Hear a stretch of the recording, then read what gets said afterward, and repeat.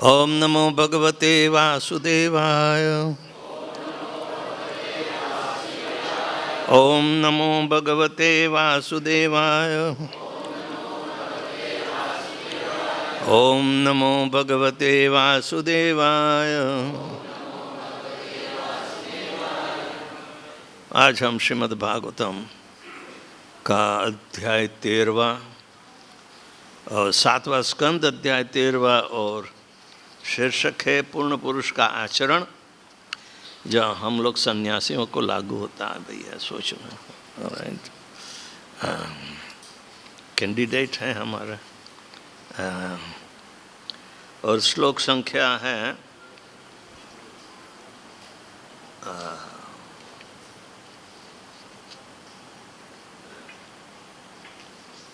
कौन सी दी? 18। ओके।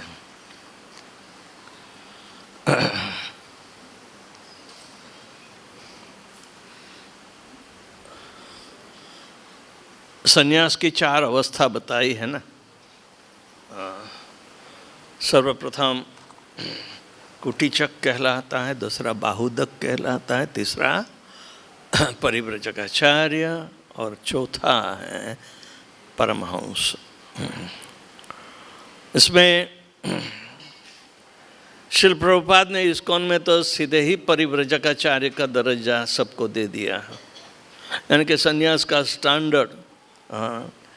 सारी दुनिया गोमो प्रचार करो और कुछ है ही नहीं। लेकिन सिर्फ भगवान की शक्ति पर ही आधार रखकर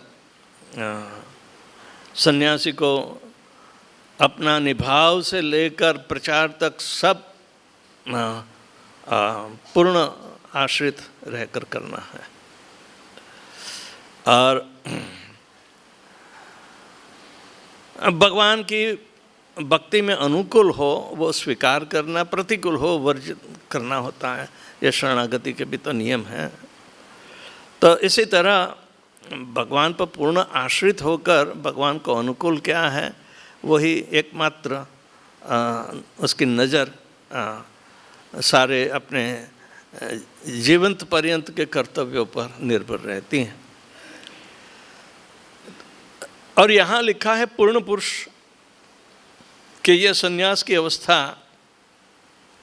परिव्रजकाचार्य के बाद परमहंस की जब आती है तो परमहंस पूर्ण पुरुष होता है। तो उसका स्टैंडर्ड क्या होता है? हाँ, वो समाज में कैसे आचरण करता है। तो श्रील प्रहलाद महाराज के शासन दरमियान इनको ही एक ऐसे पुरुष की भेंट होती है, हाँ, जो अजागर वृत्ति से अपना निर्वाह कर रहा है।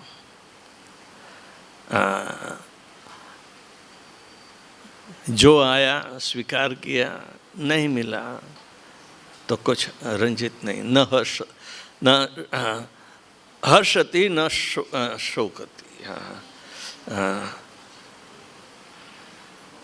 तो इस प्रसंग के आगे में प्रहलाद महाराज को यही विस्मय होता है कि एक जगह पर अजागृत वृत्ति रखने वाला पुरुष इतना पट्ठा कैसे हो सकता है। पट्ठा होना यानी कि इंद्रिय तृप्ति करता होगा, वही पट्ठा बन सकता है हमारे जैसा। क्या इंद्रिय तृप्ति करने वाला पट्ठा होता है। पर लेकिन ये तो परमहंस की स्थिति पर है। अजाब यानी कि जो मिला वो खाया, नहीं मिला तो कुछ हर्जा नहीं है। फिर भी इतना मोटा क्यों हो गया? ये भौतिक प्रकृति विरोधाभासी है। आंतरिक अवस्था क्या है और बहिरंग अवस्था क्या है, दोनों में भेद है ना। हाँ? आदर्श पुरुष तो अपने शरीर को भी समतोल रखता है, पर लेकिन यहाँ तो उल्टा है। तो परम पुरुष की आंतरिक अवस्था पर प्रहलाद महाराज उनसे पृच्छा करते हैं कि भैया आप एक जगह पे बैठे हैं, इतने पट्टे कैसे हो गए हैं? आपके आचरण और आपका जो वक्तव्य है वो तो एक आदर्श पुरुष की प्रतिभा बताता है, लेकिन विस्मय ये है कि आप इतने मोटे क्यों हो गए? मोटापा धारण। तो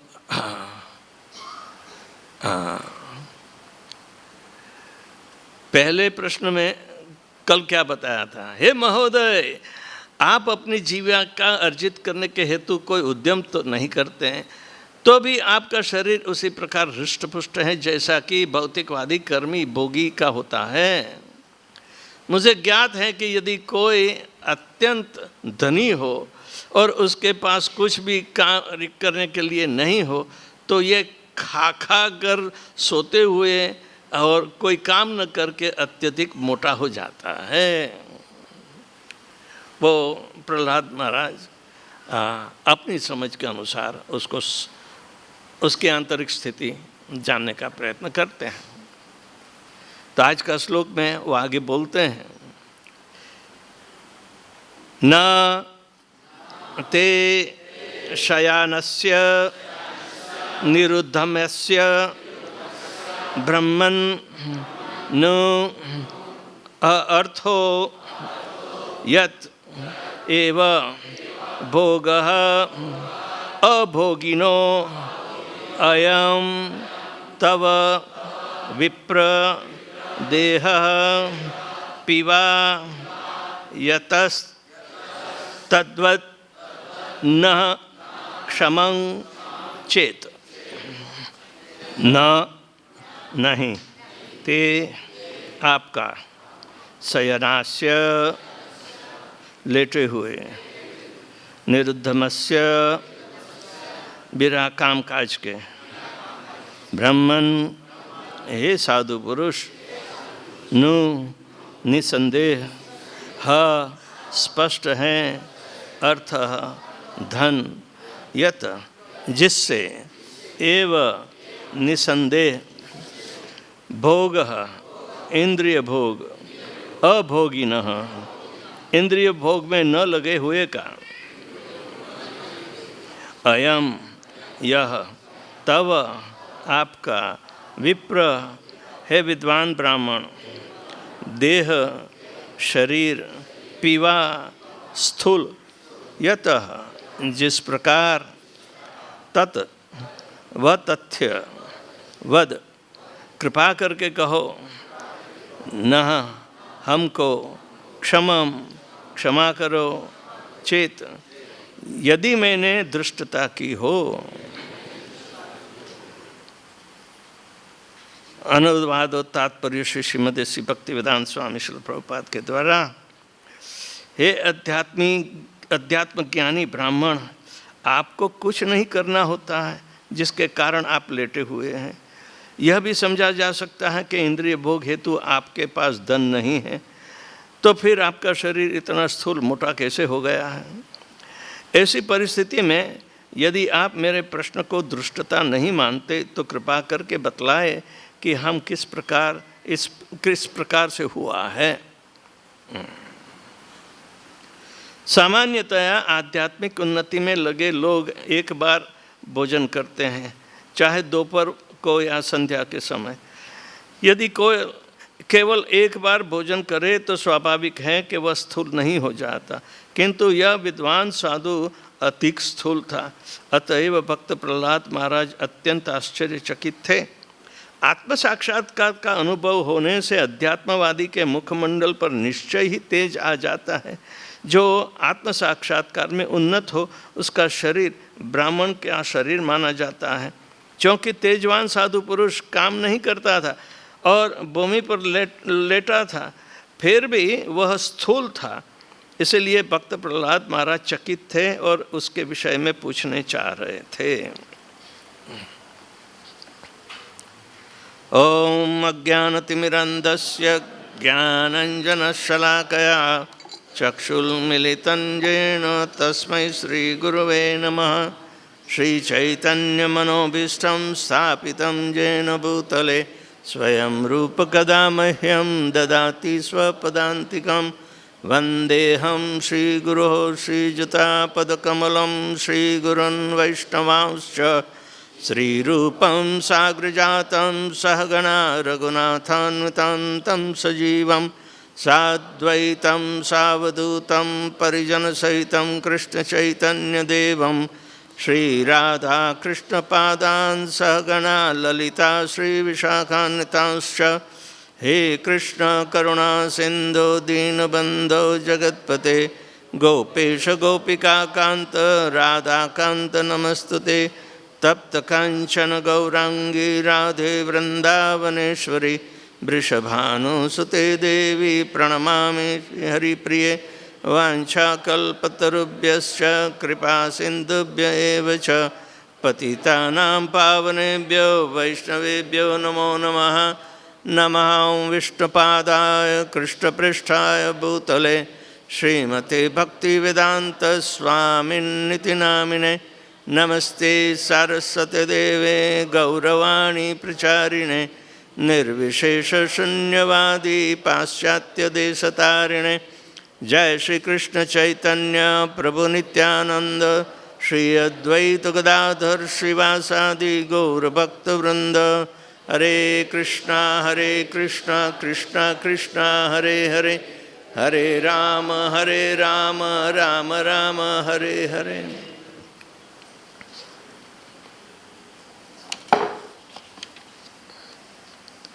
न ते शयानस्य निरुद्यमस्य ब्रह्मन्हुहार्थो यत एव भोगः अभोगिनोऽयं तब विप्रदेह पीत्वा यदस्तदत् न क्षमचेत। फिर से अनुवाद देखें। ये अध्यात्म ज्ञानी ब्राह्मण, आपको कुछ नहीं करना होता है जिसके कारण आप लेटे हुए हैं। यह भी समझा जा सकता है कि इंद्रिय भोग हेतु आपके पास धन नहीं है, तो फिर आपका शरीर इतना स्थूल मोटा कैसे हो गया है। ऐसी परिस्थिति में यदि आप मेरे प्रश्न को दुष्टता नहीं मानते तो कृपा करके बतलाइए कि इस प्रकार यह किस प्रकार ऐसा हुआ है।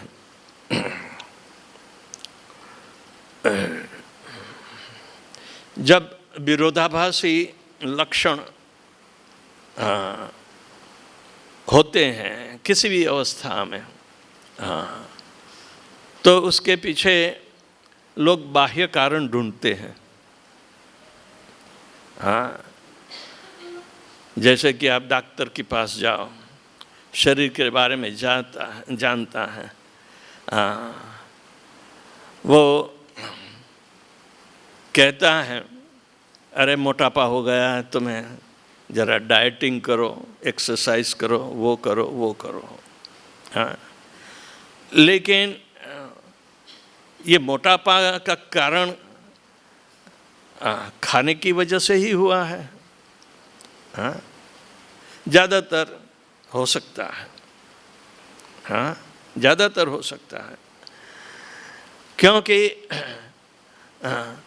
कोई विवेकहीनता से जोया खा लेता है तो जाएगा कहाँ। तो शरीर में जितनी वो मेद की कोशिकाएं हैं उसका नंबर देखे तो बचपन में भी इतनी होती है जो मोटापे में भी होती है। सिर्फ वो खाली होती है या भरी होती है, इतना ही भेद है। जब हम भर चुके होते हैं तो डॉक्टर कहते हैं इसको निकाला तो नहीं जा सकता। इसलिए वो जानते हैं कि एक्सरसाइज भी फेल होगी, एक्सरसाइज से मोटापा उतरता नहीं, या डाइटिंग करने से भी मोटापा उतरता नहीं। जैसे मौका मिल गया, शरीर तो मांगेगा ही मांगेगा, अपनी मूल स्थिति पर आने के लिए प्रयत्न करेगा।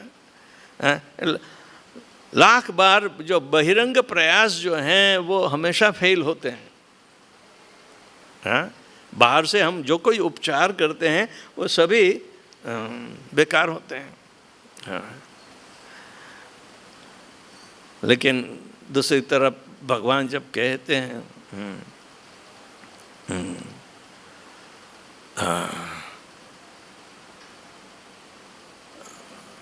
विषया विनिवर्तन्ते निराहारस्य देहिना रसो वर्जम रसोप्यस्य परम दृष्ट्वा निवर्तते। हाँ, परम दृष्ट्वा निवर्तते। परम दृष्टि यानी कि ये प्रहलाद महाराज की परम दृष्टि से वो तय करना चाहते हैं। हाँ, कि सब विरोधाभासी चीज़ उसमें दिखाई देती हैं कि इतना पट्टा है इसलिए निष्क्रिय बनना रहता पड़ा, और इसीलिए लेटा होता है, नहीं तो खड़ा होता है या को उद्यम करता होगा। हाँ, ज्ञान से शरीर का कोई निस्बत नहीं है, ज्ञान से शरीर का कोई निस्बत नहीं है। यह अध्यात्म ज्ञानी है। हाँ, लेकिन इसकी वृत्ति जिस तरफ उसने अजागर वृत्ति अपनाई है, प्रभुपाद जी अजागर वृत्ति को कहते हैं कि अजागर बड़ा सांप होता है। हाँ, अपने निर्वाह के लिए और रहवास के लिए वो चूहों के दर में जाता है। अपने भरतपुर में है ना वो अगापुर, जहाँ पाइथन पॉइंट कहते हैं, वहाँ देखना सब है पड़े रहते हैं गर्मी में। हाँ, जो आया उसे हड़प कर लेते हैं, नहीं तो जाएगा कहाँ कि वो चूहों के दर में जाता है। हाँ, बिल में जाकर वो चूहे को खाता है और आराम से रहता है। ये वृत्ति अजागर वृत्ति है, और अजागर वृत्ति सन्यासियों की होनी चाहिए। अजागर वृत्ति सन्यासी की होनी चाहिए। जो आया मिले इतना खा लेना, मित भूख होना चाहिए। लेकिन यदि कोई हमारे जैसे जाते हैं तो सब जगह दबा के खिलाते हैं, जाएंगे कहाँ? हाँ, हमें तो दूसरों की प्रसन्नता के लिए भी जबरदस्ती से जैसे खाना पड़ता है। हाँ? म्यांमार में ऐसा ही होता है ना, थाईलैंड में भी ऐसा होता है ना। तो फिर जहाँ जाओ वहाँ महाराज जी क्या खाओगे, पहला प्रश्न आता है। हम कहे तेरा कलेजा खाऊंगा है। क्या? कहने का मतलब है कि इसके अलावा गृहस्थियों के घर का पावन करने का कोई दूसरा मार्ग भी नहीं मिलता। हाँ? ये कलयुग है भाई, तो समय वर्ते सावधान। तो हुआ क्या, प्रहलाद महाराज अजागर वृत्ति की प्रशंसा भी कर रहे हैं, प्रभुपाद जी भी अजागर वृत्ति की प्रशंसा कर रहे हैं, लेकिन ये वृत्ति सन्यासियों के लिए होनी चाहिए। सन्यासियों को मित भूख मित भाष दोनों आवश्यक है। उसकी भूख मर्यादित होनी चाहिए। कहते हैं ना कि यदि भूख लगी है पूरे तो भरपेट मत खाओ, आधा छोड़ो, आधा हवा के लिए रखो, बाद में पानी से भर देना। हाँ, ज़्यादा खाओगे तो बिना सन्यासी ही मोटे हो जाओगे तो क्या फायदा। हाँ, यही परिस्थिति सबकी है। और मंदिरों में तो तगड़ा बनता है, बहाने बहाने फिस्ट का आयोजन होता ही रहता है। आज श्राद्ध हैं तो हैप्पी बर्थडे है, तीसरा कोई बहाना निकालता है, कोई और बहाना निकालता है। हाँ, कहने का मतलब है हाँ, ये जो वृत्ति हैं वो अजागर वृत्ति हैं। एक साधुओं में अजागर वृत्ति होनी चाहिए। प्रभुपाद जी सराहना करते हैं, लेकिन उसे अपने शरीर का नियंत्रण खुद करना होता है। ये यम और नियम के सिद्धांत में आता है। हाँ, यम में मनोनिग्रह होता है। हाँ, हाँ, शमम दमह, दमह में इंद्रिय निग्रह जबरदस्ती से करना होता है। दम मार के इंद्रियों को भड़काना होता है। दूसरी चीज बाद में सफलता प्राप्त करेगी। तो यहाँ तो ये साधु जो जवाब देगा वो पद्धति सर का जवाब है। ये पृच्छा कोई अजुगति नहीं है। आप मेरे प्रश्न को दुष्ट नहीं माने, मैं उद्धत बल के आपको ये सवाल नहीं कर सकता। तो लेकिन फिर भी हमें रहस्य तो जानना होता है कि किस प्रकार हुआ। और अवधूत का जो जवाब है, उत्तर है, वो भी बहुत रोचक है। ये हालत कैसे हुई, तो वो हालत पर वो नियंत्रण नहीं रखा, एक स्पष्ट बात हो जाती है। लेकिन आंतरिक कारण क्या है वो देखना है। जो जानबूझकर खा के पट्टा हो जाता है और अनायास वो अपने स्वधर्म में रहकर यदि पट्टा हो जाता है, तो दोनों में अंतर होता है, क्योंकि आंतरिक स्थिति का ही भेद होता है। वो रहस्य अवधूत जवाब देगा, तब प्रहलाद महाराज उसकी सराहना करेंगे।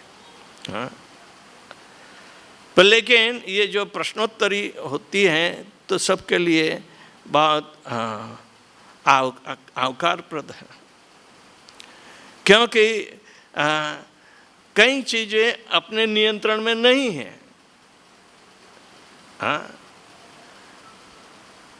कोई हठयोगी हो तो ये बाहरी चीज को हठ से रुकने का प्रयत्न करता है, लेकिन अंतरात्मा में तो वो विषय लोलुप थोड़ा मिट जाता है। वो तो मौका मिले ही फायदा। तो भगवान भगवद गीता में कहते हैं कि इंद्रियों को भूखा रखने के लिए इंद्रियों अपना स्वाद नहीं छोड़ती। वो तो पाँव के नीचे यदि सांप को दबा के बैठे हैं, लेकिन जैसे पाँव उठाया वो दसेगा ही दसेगा। विषया विनिवर्तन्ते निराहारस्य देहिन रसोवर्जम रसोप्यस्य परम दृष्ट्वा निवर्तते। वहाँ भगवान सूचना कर देते हैं। क्या सूचना है? यदि आप निराहारी बनकर इंद्रिय पेट पर कंट्रोल करना चाहते हो,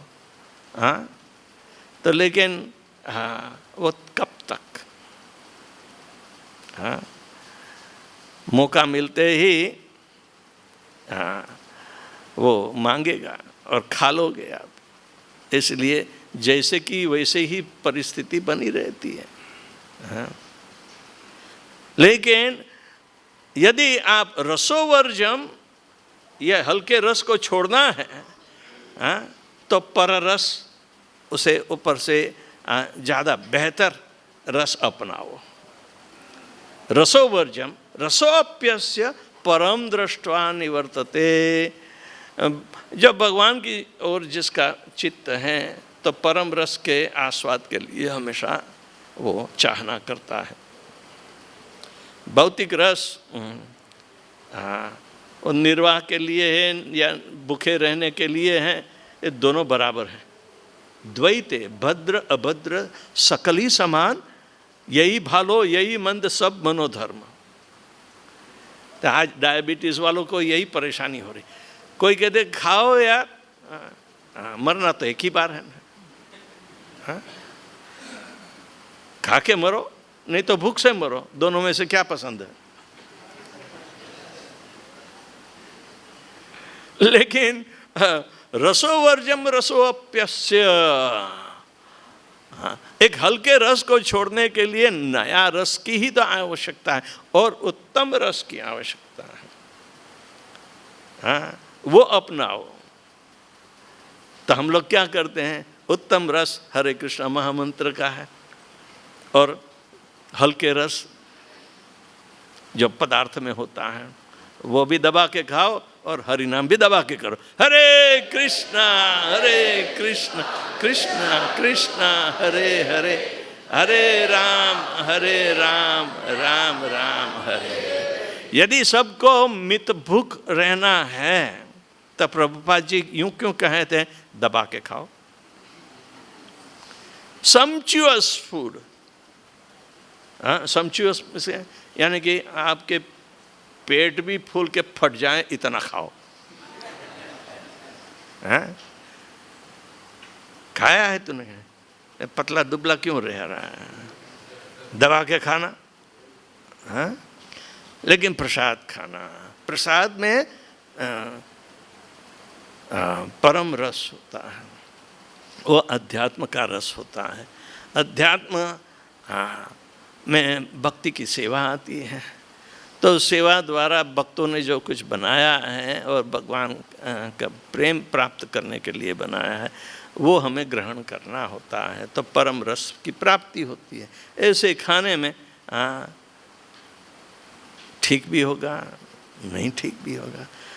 तो बहुत सारी एक्सट्रीम की बातें आती हैं, दोनों में इतना अंतर हो जाता है।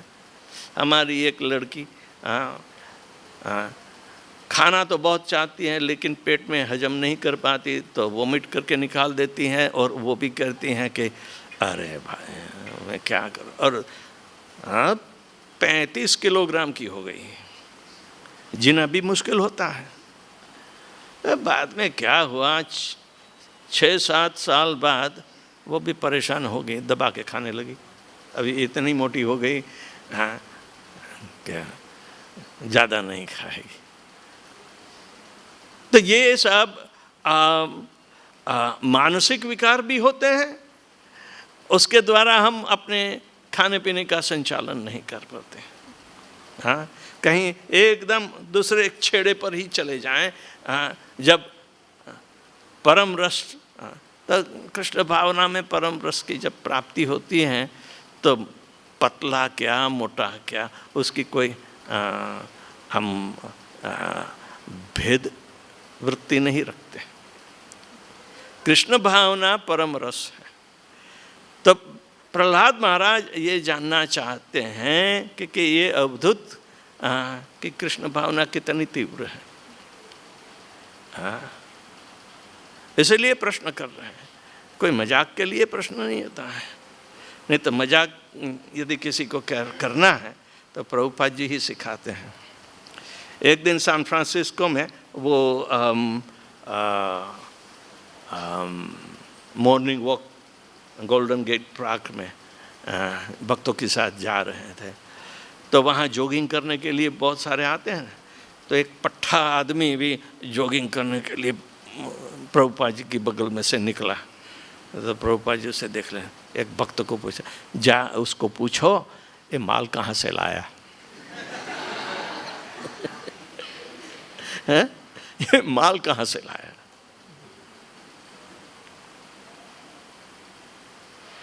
वो बेचारा कुछ समझा नहीं। प्रभुपाद ने दूसरी बार कहा, जा जा या पूछ, वो तो चला जाएगा, पूछ उसके माल कहाँ से खरीदा तूने। तो दोबारा और प्रभुपाद जी ने पूछा, तब भक्तों की अक्ल में आया कि ये रहस्य जानना चाहते कि ये सब जो माल है कहाँ से लाया। शरीर में भर के जो जा रहा है वो सारा माल है ना, वो कहाँ से लाया। तब भक्तों को समझ में आया कि प्रभुपाद जी का मंतव्य ये है, तो समझ में आ गया कि पराया माल है। अत्याहार प्रयासश्च प्रजल्पो नियमाग्रह जनसंगस्य लौल्यम च षड्भिर्भक्ति विनश्यति। तो जिसको प्रसाद नहीं मिलता है और अपना पकाया हुआ खाते हैं तो उनको चिंता का विषय होता है। प्रसाद में स्वाभाविक रूप से प्रसाद का आदर भी करना चाहिए, अनादर भी नहीं करना चाहिए, और भगवान की कृपा समझकर जब खाते हैं तो परम रस अवश्य प्राप्त होता है। हाँ, तो ये जो नीति नियम है, हाँ, मिताहारी, मित भूख, हाँ, ये साधु के लक्षण होते हैं। पर ये लक्षण सामान्य होने चाहिए, लेकिन अवधूत में तो वो खुद ही असामान्य हैं, तो उसका कोई कारण होना चाहिए ना। सो इसी तरह ये वार्तालाप हो रहा है, लेकिन उसमें परम रस ये अवधूत का क्या है और किसकी वजह से पैदा हुआ है, हाँ, क्या कौन सी ऐसी समझदारी आई है कि ये अवधूत ने अपना रहस्य बताया। अवधूत तो पतला हो या मोटा हो, उसे पतले मोटे से निस्बत नहीं होती। हाँ, वो अपनी मस्ती में कहाँ है, हाँ, वो देखता है। और अपनी मस्ती भगवान कृष्ण की सेवा में यदि मानसिक रूप से उसने बनाई रखी है, ऐसी स्थिति भी जानने की आवश्यकता होती है। और एक अक्लमंदी की बात वो कर देता है। ये सामान्य मनुष्य के बीच में प्रश्न नहीं होता है। हाँ, जब कोई अवधूत और प्रहलाद महाराज दोनों ब्रह्मनिष्ठ हैं, दोनों ने साक्षात्कार किए हैं, हाँ, इसलिए ये रहस्य का उद्घाटन सामान्य मनुष्यों के लिए नहीं है। वो जो कहेगा, हाँ, वो अपने को अचंभे में डाल देगा। वो कहता है, प्रहलाद महाराज, मैं आपके बारे में जानता हूँ, हाँ, आप नित्य मुक्त भक्त हो और मैं भी नित्य मुक्त हो गया हूँ। सारी धारणा हमने भगवान के प्रति रखी है और भौतिक धारणा को हमने पहले से ही तिलांजलि दी है। इसलिए हम भौतिकता से छोटे मोटे का भी कोई विचार नहीं। लेकिन ये समान कक्षा की जो स्थिति जो है, समान कक्षा है, क्योंकि दोनों आत्म अनुभूति करने वाले हैं। वो दोनों बीच में जो वार्तालाप होता है वो सही वही स्तर पे होगा। इसलिए वो कह देता है कि प्रहलाद महाराज, मैं आपकी स्थिति जानता हूँ, इसीलिए मैं आपको रहस्य प्रकट करने का प्रयास करूँगा, नहीं तो कौन समझेगा। तो ये सिद्धांत रखना, हम कौन सी स्थिति पे पहुँचे हैं, किन पर हम आलोचना कर रहे हैं मोटापे की किया, तो देखना जरा कि हमारी क्या औकात है पहले। हाँ, ये कोई मजाक का विषय नहीं है, आत्मा की स्थिति का विषय है। जो समांतर स्थिति में होता है वही रहस्य पा सकता है। अलग अलग रीतियां हैं। हाँ, विरक्त भावना जो होती है वो आंतरिक होती है, बाहर कुछ नहीं दिखाई देगा। और भक्ति में विरक्ति और अहेतु के ज्ञान दोनों तो पैदावार होती है। हाँ, भक्ति की पैदाश है, वो अवश्य आनी चाहिए। तो इस तरह ये संवाद का जो मूल हेतु है, हाँ, वो ये कोई मजाक का विषय नहीं। इसलिए स्पष्टता करने के लिए प्रहलाद महाराज ने कहा कि ऐसी परिस्थिति में यदि आप मेरे प्रश्न को दुष्टता नहीं मानते तो कृपा करके बतलाइए कि इस प्रकार किस प्रकार से हुआ। दो चीज हैं, जानबूझकर हम अपने शरीर का निग्लेक्ट कर देते हैं। जो मिला जो खाया, हाँ? नहीं मिला तो राम राम। हम शरीर के निभाव के लिए प्रयत्न नहीं करते। तो ये अवधूत की भी ऐसी दशा हो गई है। वो कहेगा, कोई यदि आता है मुझे बुलाता है, हाथी पर ले जाता है, नहीं तो यहीं लेटे रहना पड़ता है। हाँ, ये असमतुलना वैसे भी तो विरक्ति में आती ही है ना। सब कुछ होते हुए भी अपनी इंद्रिय तृप्ति के लिए नहीं है, भगवान और भक्तों की इंद्रिय तृप्ति के लिए हम उपयोग करते हैं हमारे पास जो कुछ है। तो ये युक्त वैराग्य कहलाता है। हाँ, तो इन चीज़ों पर हमें खास करके जो भक्ति का मूलक है, हाँ, वो हमें ये सिखाता है। तो जो सीखना है वो सीखना चाहिए, नहीं तो हंसी मजाक तो होती ही रहती है। लेकिन आज किसी की आपको संतोष नहीं, तो कल दूसरों की करोगे। हाँ, लेकिन तीसरा कोई आपकी भी करेगा, फायदा क्या है। तो आध्यात्मिक उन्नति में लगे हुए जो लोग हैं, इनको तो एक बार ही भोजन करना होता है, दोबारा भोजन नहीं करते। यदि कोई एक बार भोजन करे तो स्वाभाविक है कि वह स्थूल नहीं हो जाता। कौन कितनी बार खाता है तो आप ही हिसाब लगाना चालू कर दो। हाँ,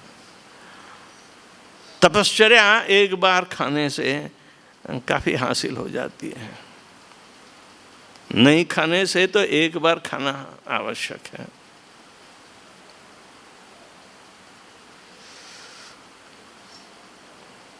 जब कोई विद्वान होता है और ऐसी विरोधाभासी परिस्थिति में फंसता है तो वो भौतिकता में फंसा नहीं कहलाता है, वो अपने शरीर का खुद उसने तिरस्कार किया है। मैं आत्मा हूँ, मैं ये शरीर नहीं हूँ, मुझे ये शरीर नहीं चाहिए।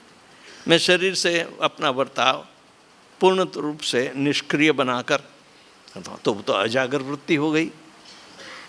हाँ, खाने के लिए मेहनत नहीं की, जो आया हड़प कर लिया। हाँ, अजागर वृत्ति जो है वो शेरों की वृत्ति से भी अलग है। आप चाणक्य पंडित का वो जो सुभाषित है ना, उद्यमेन ही सिद्ध्यन्ति सर्व कार्य मनोरथानि नहीं सुप्तस्य सिंहस्य प्रविशन्ति मुखे मुग्रह। उद्यम तो करना पड़ेगा, काम करना पड़ेगा। सिद्ध्यन्ति, उसे सिद्धि मिलती है, कुछ परिणाम मिलता है। तो काम करने की जबरदस्ती पड़ती है। और हमारे जो मनोरथ हैं वो भी अपने कार्यों से ही तो फलीभूत होते हैं, उद्यम से ही। तो नहीं सुप्तस्य सिंहस्य, यदि शेर सोता रहे तो अपने आप उसके मुख में कोई मृग आकर नहीं कहेगा मुझे खा ले, मैं आया हूं। उसे मेहनत करनी पड़ती है ना। एक इतने सबसे ताकतवर जानवर को भी मेहनत करनी पड़ती है। तो मनुष्य का क्या हिसाब है। लेकिन ये सिंह सिर्फ पेट भरने के लिए ही जीता है, ऐसे ही मनुष्य पेट भरने के लिए जीता रहा है, तो दोनों में अंतर नहीं होगा। जो उद्यम जिस दिशा में करना चाहिए वो उद्यम मनुष्य नहीं करता है, तो वो कैसे भवबंधन से छूट पाएगा। ये तो भवबंधन छूटे हुए फिर भी शरीर के लक्षण ऐसे हैं जो किसी को विस्मय में डाल देते हैं। तो मैं यहाँ रुकता हूँ। किसी को कोई प्रश्न है?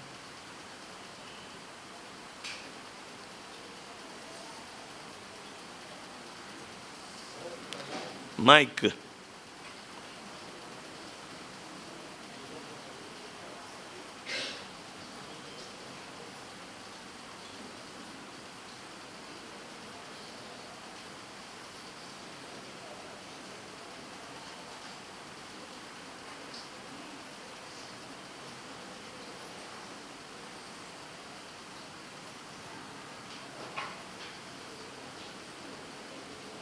जोर से बोलो।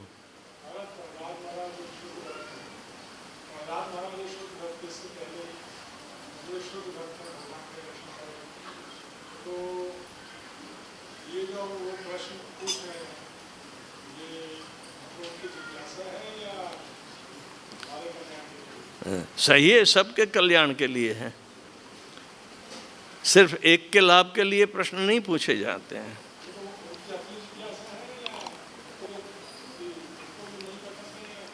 इनकी इच्छा है, लेकिन लोग गैर समझ ना करें इसीलिए स्पष्टता कर देते हैं, यह समझाने के लिए। नहीं तो क्या प्रहलाद महाराज उसकी पहचान कैसे पा गए हैं। लेकिन जब इसमें भी विषमता देखते हैं, बाहरी विषमता है, आंतरिक विषमता के लिए कोई प्रश्न नहीं है। और ये कोई प्रहलाद महाराज का स्वभाव दुष्ट हो गया इसीलिए प्रश्न पूछते हैं, किसी पर मजाक करने के लिए है ये? हाँ, नहीं, ऐसा नहीं है।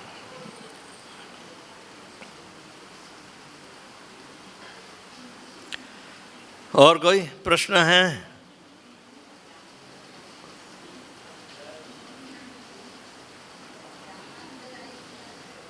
नहीं समझ में आता माता जी, जोर से बोलो। या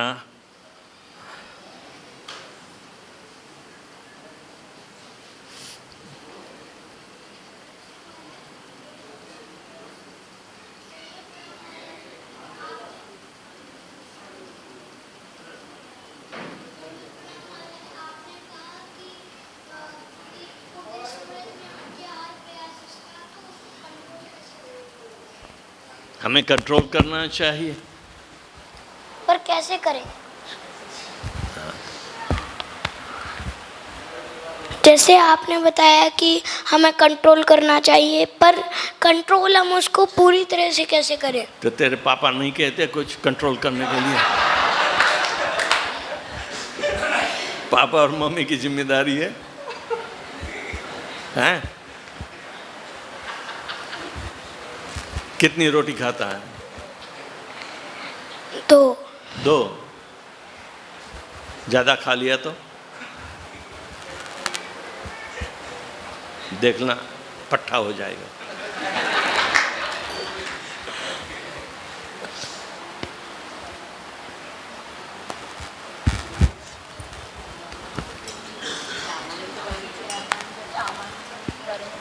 क्या प्रश्न है माता जी, इसमें बोलो। मुझे रामानंद राय के बारे में कुछ सुनना चाहता। क्या? रामानंद राय के बारे में कुछ। आज रामानंद राय की पुण्यतिथि है। हाँ। Disappearance day. ओह, हम तो हर रोज पढ़ते हैं रामानंद राय के। चैतन्य महाप्रभु तो सार्वभौम भट्टाचार्य ने विनंती की, आप जब दक्षिण भारत की यात्रा में जा रहे हैं तो आप अवश्य रामानंद राय को मिलना, जो आपका पथ पे चलने वाला है। हाँ, और प्रताप रुद्र का भरोसामंद सेवक हैं। वो शूद्र परिवार में हैं, फिर भी एक विशुद्ध भक्त हैं। वो सार्वभौम भट्टाचार्य जब भक्त बना ने तब उनको इसको अवश्य मिलना। चैतन्य महाप्रभु तो जानते ही थे वैसे, तो गोदावरी में स्नान करने गए तब रामानंद भी पालकी में आ रहा है। हाँ, और उसके पीछे सारे ब्राह्मण लोग स्तुति करके आ रहे हैं। एक शूद्र को पालकी में बिठाना और ब्राह्मण स्तुति करना, ऐसी विचित्रता वहाँ थी। लेकिन रामानंद वो राजद्वारी थे, तो उसका प्रोटोकॉल जो होता है, उसका जो नीति नियम का पालन वो भी करते थे, लेकिन इनकी आंतरिक स्थिति ऐसी बना के बैठे हैं, हाँ, भगवान की विशुद्ध भक्ति में, और वो भी प्रेम लक्षण है। इसलिए चैतन्य महाप्रभु ने उसको पूछा, तो सब जानता है, चल बता, प्रेम लक्षणा भक्ति क्या है, हाँ, वो इसके स्तर क्या है, कौन सी श्रेष्ठ है। तो उसने पहले वर्णाश्रम धर्म का पालन करने में ही श्रेष्ठता बताई है। उसने शास्त्र में बताया हुआ कहा कि देखो, अतः पुंभी द्विजश्रेष्ठ वर्णाश्रम विभागशः स्व अनुतिष्ठस्य स्वधर्मस्य अनुतिष्ठस्य संसिद्धिम हरितोषणम। अपने अपने स्वधर्म में जो नियुक्त किए गए शास्त्र में जो कर्तव्य है उसका पालन करके हम गृहस्थाश्रम निवास, वही भक्ति से, यानी कि ये सारे कर्म भगवान की प्रियता प्राप्त करने के लिए, तो वो सर्वश्रेष्ठ धर्म है। तो चैतन्य महाप्रभु, वो तो ठीक है शास्त्र में कहा है, लेकिन उसके आगे तो बोल कुछ। तब उन्होंने आगे बढ़ाया, सर्वकर्म फल त्यागम, भगवान की प्रीति के लिए भक्ति में, और वो भी शांत भाव में।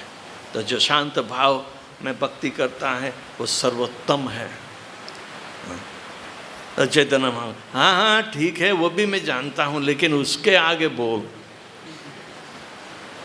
तब उन्होंने साख्य भाव, दास्य भाव पर ज़्यादा चर्चा की, और चैतन्य महाप्रभु उसको ज़्यादा उत्तेजन देकर, ना तो कह तो रहा ठीक, लेकिन उसके आगे जरा बोलो ना। तो ये सारे क्रमानुसार जो भक्तों के निजी संबंध भगवान के साथ, उसमें जो प्रेम और जो आपले होती है, इनकी तीव्रता की मात्रा हर संबंध में बढ़ती जा रही है। तो शांत भाव से दास्य भाव से साख्य भाव से वात्सल्य भाव, और वात्सल्य भाव से माधुर्य भाव में सर्वश्रेष्ठ बताई जाती है। पर फिर भी चैतन्य महाप्रभु से उसको चाबी चढ़ाते हैं।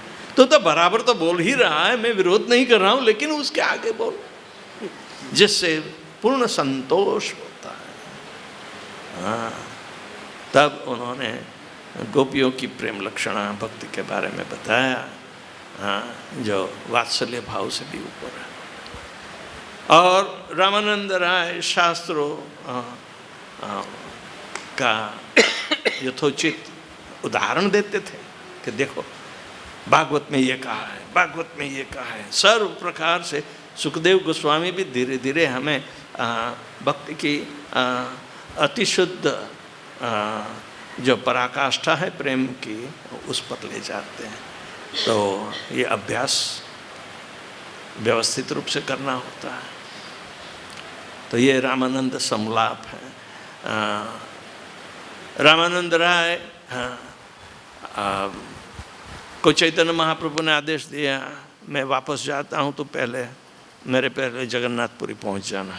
तो सब छोड़ छाड़ कर चले गए। हाँ, भक्त को भगवान की पहचान करने में मुश्किल ही नहीं आई, आती ही नहीं। हाँ, मेहनत नहीं करनी पड़ती है। विशुद्ध भक्ति ऐसी प्रकार की होती है। हाँ, वो कह रहे हैं आप मुझे पृच्छा करके दुनिया को बताना चाहते हैं, लेकिन आप तो मेरे ही सर्वेश्वर हो, आपके शरणार्थ में बनाओ।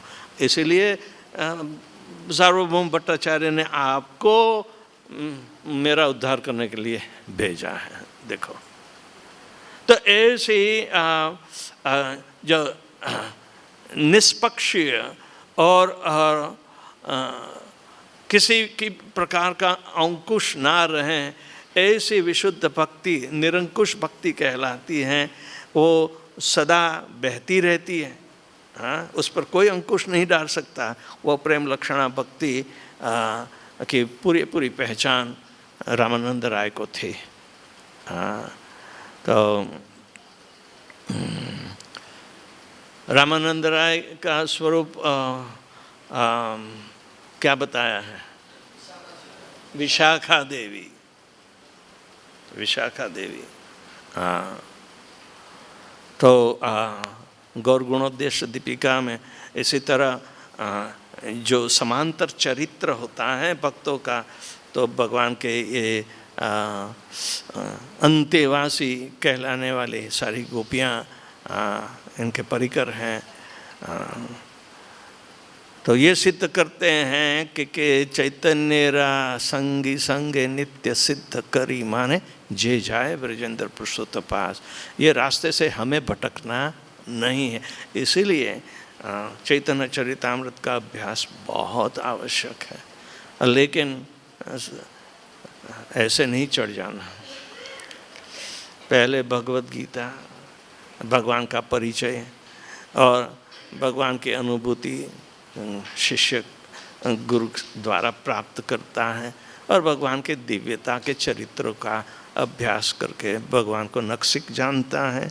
उसका साथ का जो प्रेम संबंध है भक्त भक्त में, तो वो प्रदर्शित करता है। वो उसकी परिपक्वता आती है, तब मुक्ति होती है। तब भगवान के साथ निजी संबंध में आध्यात्मिक परंपरा जो होती है वो भगवान के निजी परिकरों द्वारा होती है। तब इनके संबंध में जो हरिनाम चिंतामणि में भजन क्रिया बताई है, भजन लालसा भक्ति विनोद ठाकुर ने भी लिखकर बहुत सारी स्पष्टता की है। तो ये कोई चिप मामला नहीं है। सब अपनी अपनी मर्यादा में भगवान के साथ जो संबंध है उसका कुदरती ही विकास करना चाहिए, कृत्रिम स्वरूप नहीं देना।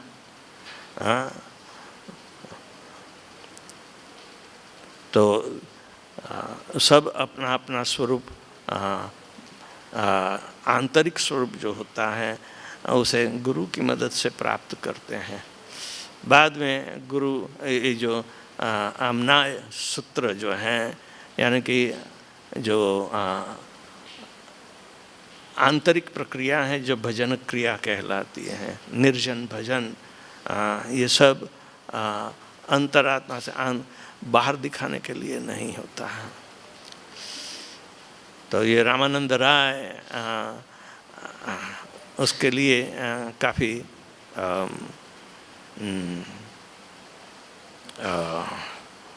सतेज रहते हैं। चैतन्य महाप्रभु ने इनको ही प्रेम रस का अधिकारी आचार्य बनाया है। और अंतिम समय में भी स्वरूप दामोदर और रामानंद राय इस दोनों साथ में रहे हैं, जिनकी जो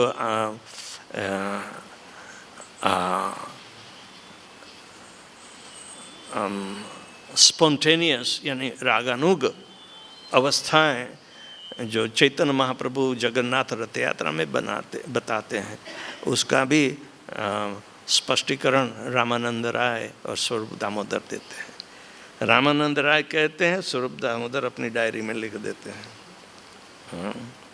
तो ये दोनों भगवान के निजी स्वरूप में बहुत अंतरंग भक्त थे।